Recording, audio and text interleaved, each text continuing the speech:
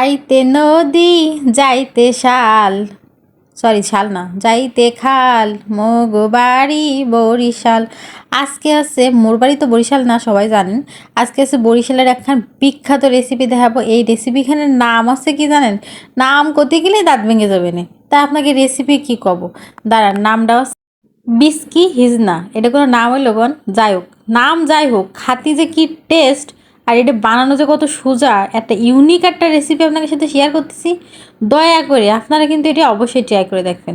এই যে আমন ধানের চাল, মানে লাল চাল যেটা বলে, আউশ আউশ চাল যেটাকে বলে এক কথায়, ওই আউশের চালটারে সুন্দর করে খোলায় মানে কড়াই পরে দিয়ে চালটারে যেভাবে বাছতে হয় না, ওরকম বাইজে নেব। বাইজে নেওয়ার পরে তারপরে হচ্ছে ওটারে সুন্দর করে পানি দিয়ে কয়েকবার ধুয়ে ওটারে সিদ্ধ করতে বসাই দেবো পানি দিয়ে। তারপরে এখানে কিছু মশলা লাগবে, 3 টুকরো এলাচ, দারচিনি আর 3টে তেজপাতা। আর লাগতেছে হচ্ছে নারকেল কুড়া আর হচ্ছে খেজুরের গুড়। অবশ্যই কিন্তু এটা খেজুরের গুড় দিয়ে করতে হবে, কিন্তু চাইলে আপনারা চিনি দিয়েও করতে পারেন, তবে খেজুরের গুড় দিয়ে করলে অরিজিনাল অথেন্টিক আপনি যে বরিশালের রান্নাটা রেসিপিটা ওইটি আপনি পাবেন, ঠিক আছে। তারপরে এই যে চলে গেলাম মূল রান্নায়। ওই পানিটা যখন হালকা বলক বলক চলে আসবে তখন দিয়ে দেবে এর মধ্যে হচ্ছে গুড়।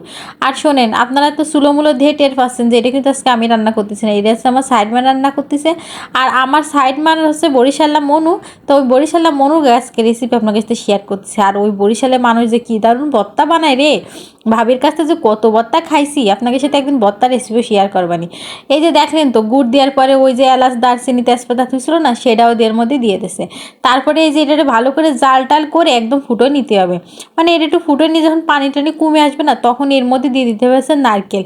আর কোনো কাজ নাই, নারকেল দেওয়ার পরে ও স্বাদ মতো কিন্তু এলাচ দারচিনির সাথে লবণও দিয়ে দিয়েছিল। তো নারকেল দেওয়ার পরে আসছে এটার সাথে শুধু নাড়াচাড়া করে ঝরঝরে করে ভুনা করে নেওয়ার পালা।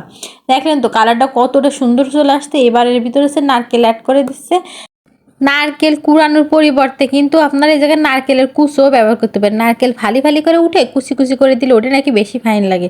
তা ভাবির কাছে আছে নারকেলের হচ্ছে আপনার আস্ত নারকেল ছিল না, কুড়ানো নারকেল ছিল, সেটাই দিছে।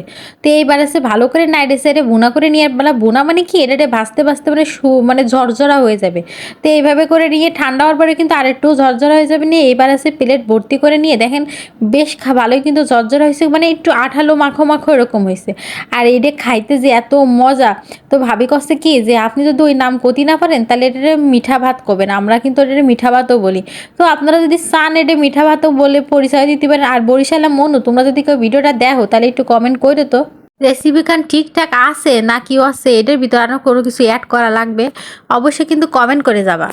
ভালো থাও, দেখা হবে নতুন ভিডিওর সাথে। আল্লাহ হাফেজ।